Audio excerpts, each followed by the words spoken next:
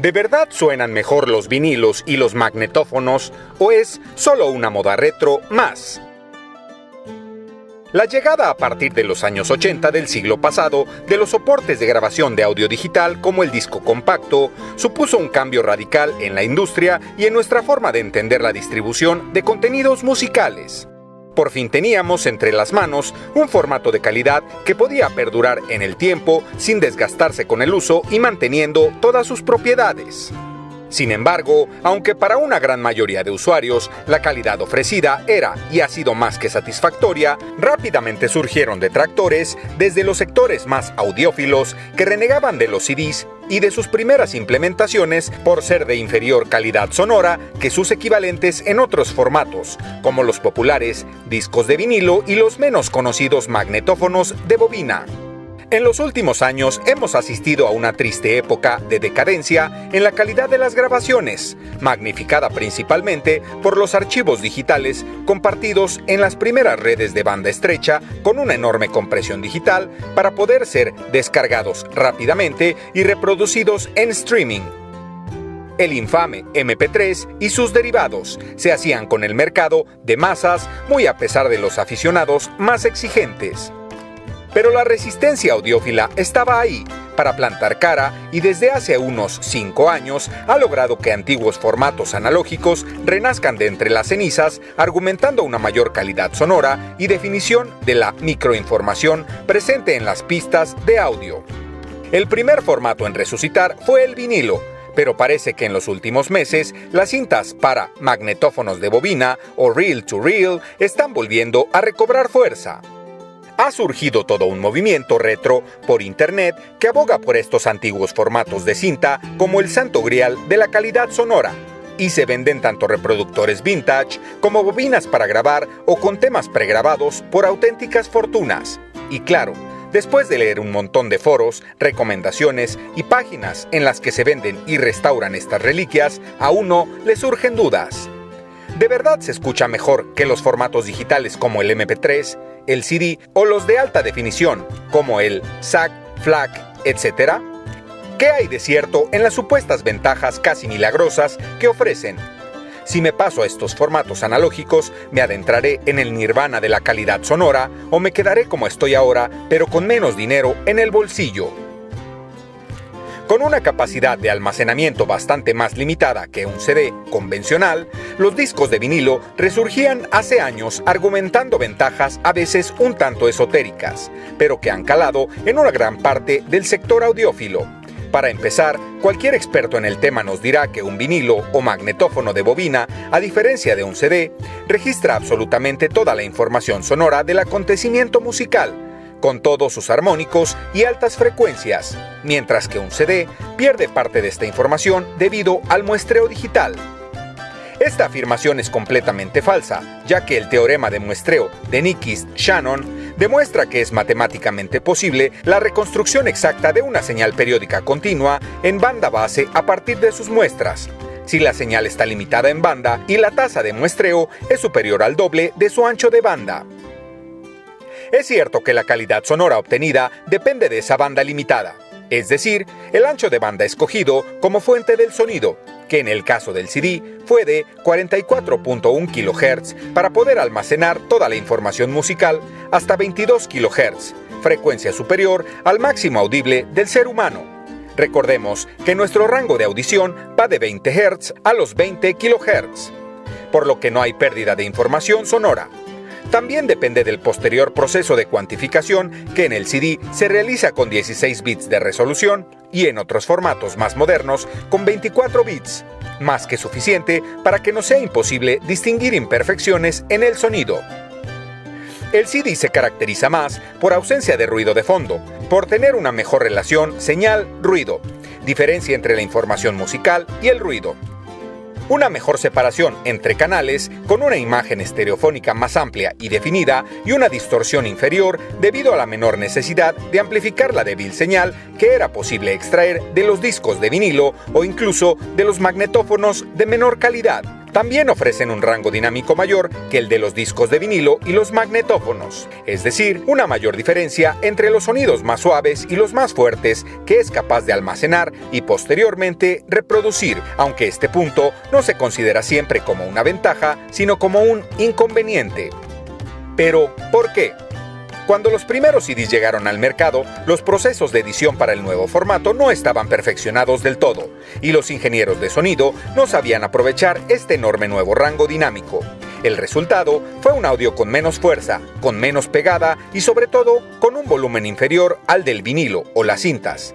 Situación que se solucionó en poco tiempo, pero dejó un sabor amargo en muchos aficionados. El vinilo, en términos generales, tiene un mayor nivel de compresión del rango dinámico que el resto de formatos, debido a la forma en que se tienen que grabar los surcos en la superficie del disco, limitada tanto en profundidad como en anchura. Esto supone que perdamos sutileza y diferenciación entre los sonidos más fuertes y los más suaves, algo que la nueva ola de apasionados por los magnetófonos ha sabido aprovechar a su favor. Y es que a diferencia del vinilo, la cinta es capaz de recrear mucho mejor el rango dinámico original de una grabación sin tanta compresión y con una mejor gestión de los agudos y las frecuencias graves. Argumentos que se unen a una mejor capacidad para trasladar el máster original sin ningún tipo de retoque, algo que con el vinilo no es posible debido a que hay que adaptarlo para que, literalmente, la grabación no se salga de los surcos. Otro de los argumentos que están haciendo las delicias de los amantes de las cintas y los magnetófonos de precios estratosféricos es la mayor durabilidad de las grabaciones. Con respecto a un disco de vinilo, claro, ya que si lo comparamos con un CD, no hay por dónde. El argumento es el siguiente.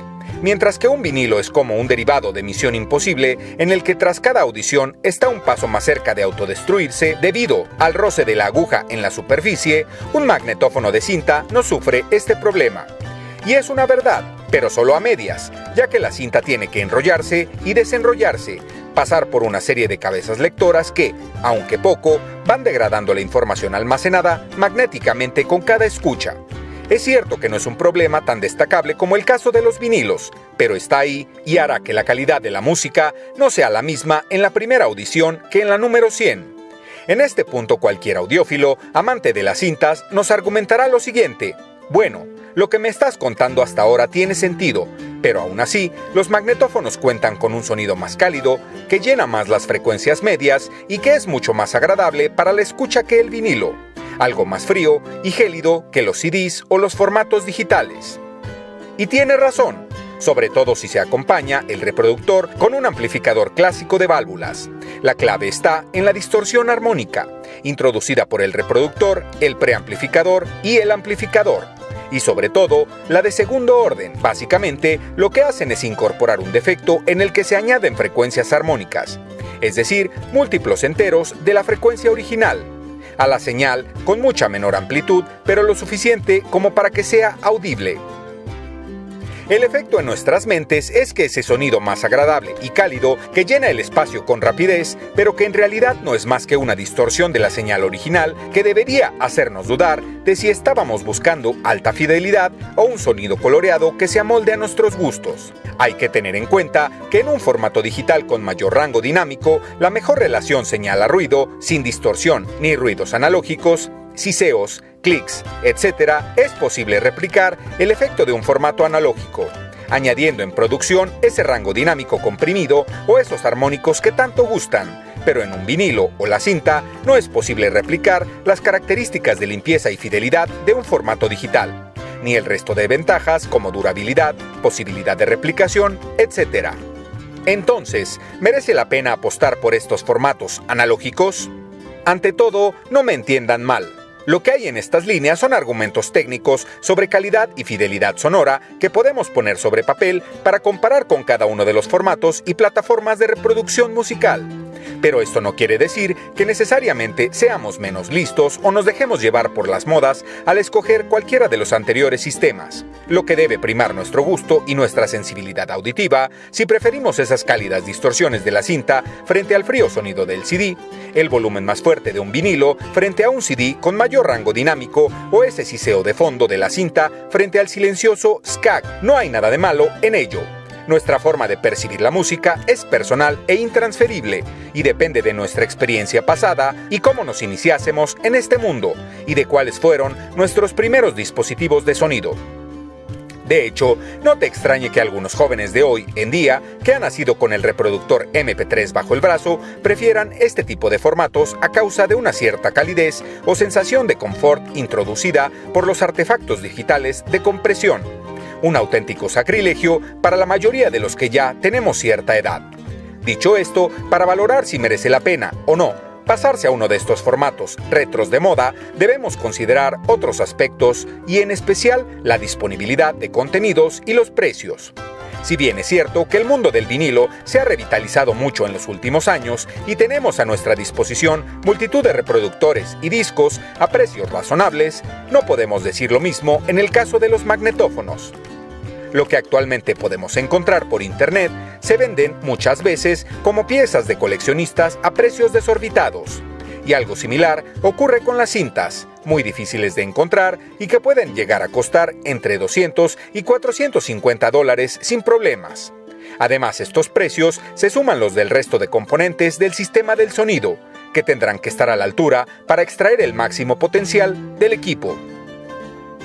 Muy bien, pero ¿merece la pena?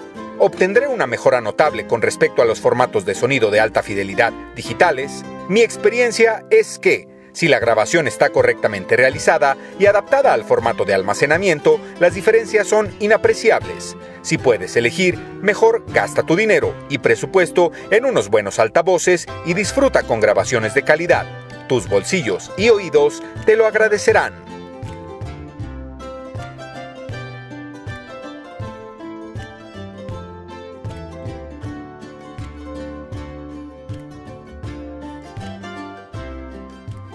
Si el video que acabas de ver fue de tu agrado, no olvides suscribirte, activar la campanita de notificaciones y darle like o pulgar hacia arriba.